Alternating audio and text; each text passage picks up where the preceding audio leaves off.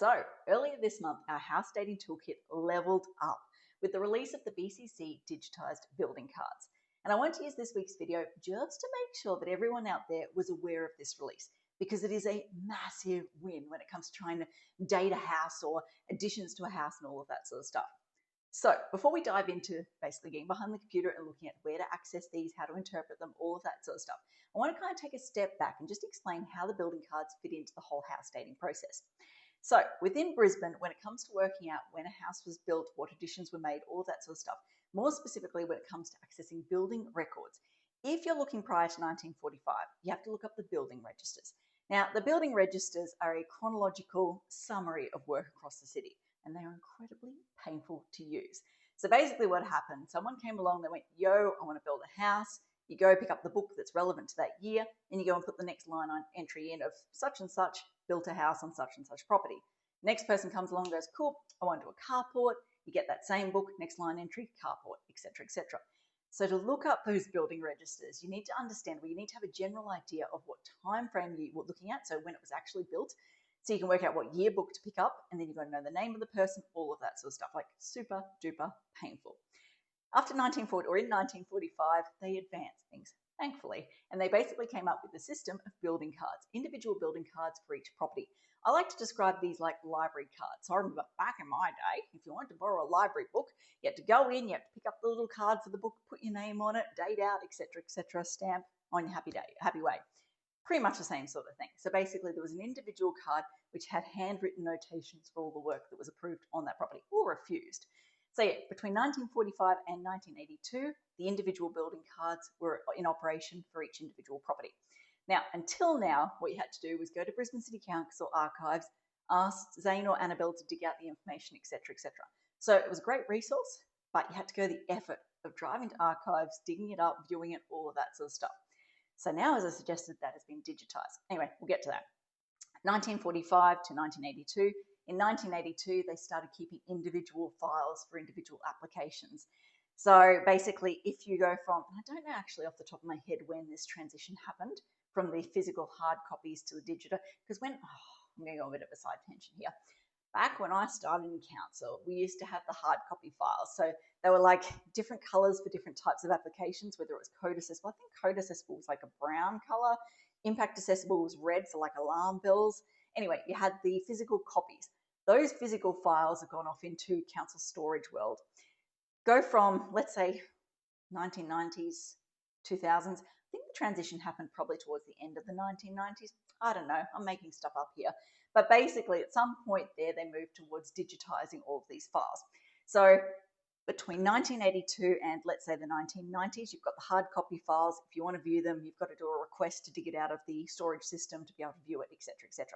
Between, let's say, 1990s to 2004, council often has an electronic copy that they can bring up, view, get information off. From 2004, we enter the modern day. We have Development.i, which shows all of the applications lodged after 2004. So that is the quick rundown summary of the timeline of our building records that we have here in Brisbane. Like I said, you start with the registers, move to the building cards.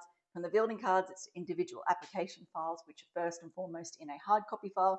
Then they move to a digital sort of copy, and then we move forward to the full digital access version that we have today through Development.i. Anyway, like I said, going back a step, the building cards previously were just hard copy files. Now they've been made available online, which is so good, because as much as it was nice to go for a little road trip out to Maruka and look up those files, it just became too much of a pain point, never happened, all of that sort of stuff. And now we've got it at our fingertips. So bow down to Annabelle and Zane for doing this, because it would have been a monster of a task. And it is amazing. I love them for this. Anyway, let's jump behind the computer and let me show you how to access these, interpret these, all of that fun sort of stuff. Okay, so to access the building cards, what you want to do is you want to go to Google and type in BCC Archives. And what you want is this second link here. So the one that's titled recollectcms.com. Now, if you click on that link, you'll be taken to this page here. If you scroll down here and click in the search bar, you want to type in the property address. Now, hot little tip, you want to put in the abbreviated version of the property address. So instead of avenue, you want av. Instead of street, you want st. Instead of road, you want rd. You get the idea.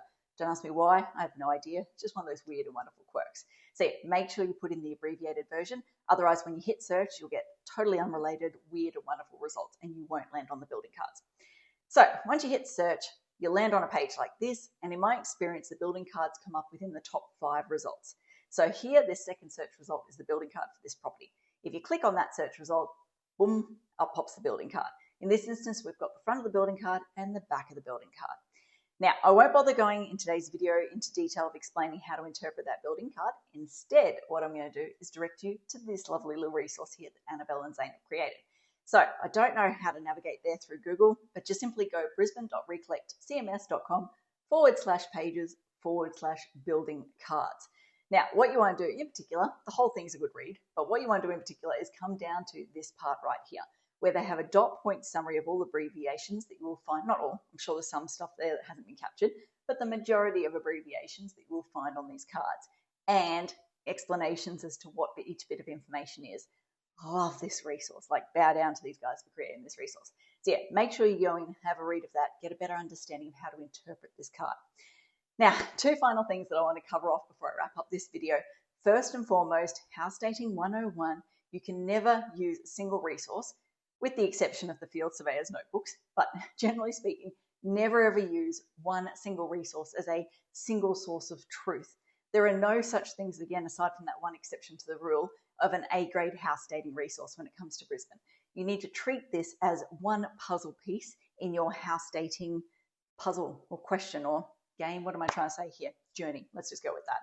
So an example I'll give you, the other day a client reached out and went, yo, can you please confirm that this house is post-1946 construction? I was like, oh, yes, I can. Let me just dive straight in because we now have access to these beautiful building cards.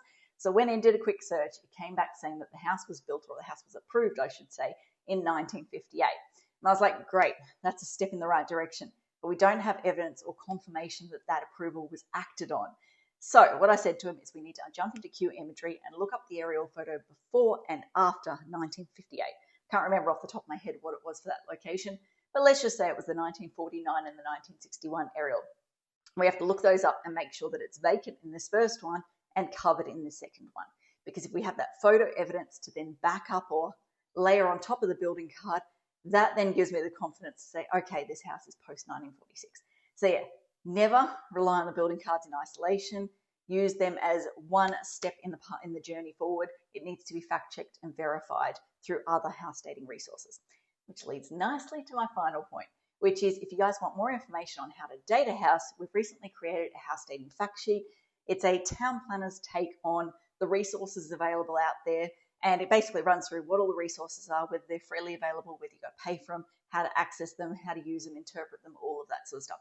It is by no means a comprehensive guide. Like, there is no way that I could possibly summarize all of that information. I don't pretend for 1 second to know all of the information out there in one simple little document. It's just like, think of it like an introduction to the topic. For those that are nerds like me and love to nerd out on this stuff and deep dive on house dating, or for those that kind of want to DIY it themselves or start the journey process before journey process. You get what I'm trying to say. Start the journey before engaging a professional to sort of take it to that final step.